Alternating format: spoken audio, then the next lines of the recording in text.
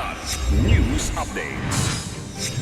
Mga balita ngayon, mga dating rebelde sa iba't ibang bayan ng Bohol sumuko at nagbalik loob sa pamahalaan. LGU ng Bukidnon at 89th IB pinatatag ang kapayapaan tumindig para sa reintegrasyon. 4.6 milyon ng mga pasahero sa mga pantalan inaasahan ngayong holiday rush.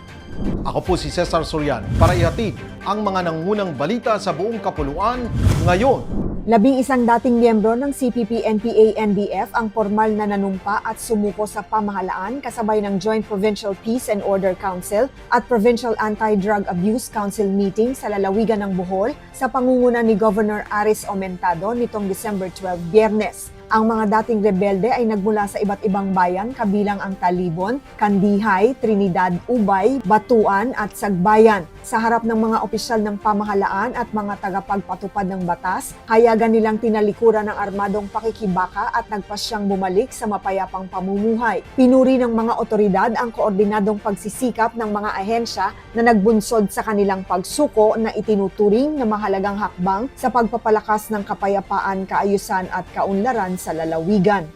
Pinagtibay ng pamahalaang panlalawigan ng Bukidnon at ng 89th Infantry Battalion ang kampanya sa kapayapaan matapos ang dalawang magkakaugnay na hakbang laban sa insurhensiya at para sa reintegrasyon ng mga dating kasapi nito.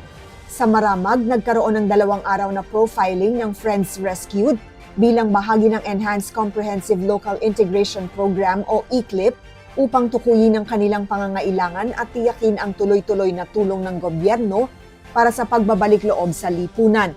Sa bayan naman ng Quezon, 10 barangay ang sabay-sabay na nagdeklara sa CPP-NPA-NDF bilang persona non grata na sinelyuhan ng seremonyal na pagsunog ng bandila ng grupo. Isang matapang na pahayag ng kolektibong pagtanggi sa karahasan at pananakot. Ipinakita ng mga hakbang ang malinaw na direksyon ng mga komunidad, wakasan ang impluwensya ng armadong kilusan, palakasin ang seguridad at itulak ang pangmatagalang kapayapaan at kaunlaran sa Bukidnon. Tinatayang aabot sa 4.6 milyon na mga pasahero ang daraan sa mga pantalan sa buong bansa na nagsimula kahapon December 15 hanggang January 5, 2026 ayon sa Philippine Ports Authority o PPA. Sinabi ni PPA General Manager J. Daniel Santiago na mas mataas ito ng 200,000 hanggang 250,000 kumpara noong nakaraang taon. Nasa heightened alert ang lahat ng pantalan katuwang ang Philippine Coast Guard o PCG, PNP Maritime Group at mga force multiplier upang tiyakin ang seguridad at kaayusan. Handa rin ang port management offices na magbigay ng pagkain, tubig at agarang medikal na tulong lalo na kung may aberya sa biyahe dulot ng masamang panahon.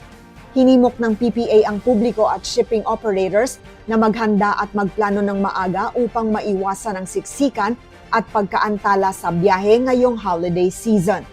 Para sa Kidlat News Channel, ako si Rosalyn Sinchonko, nag-uulat. Ako po si Cesar Sorian, kasama nyo sa bawat pagputo ng balita.